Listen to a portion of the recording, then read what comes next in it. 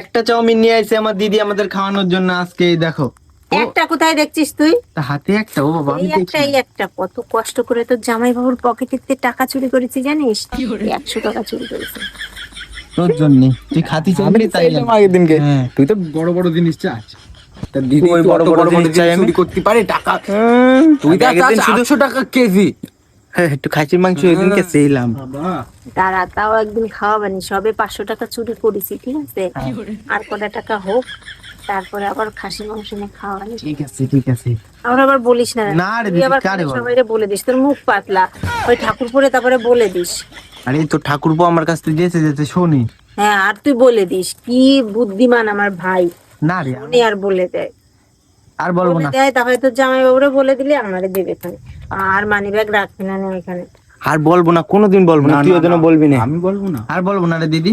ঠিক আছে, তাহলে এরপরে খাসির মাংস হবে। ঠিক আছে।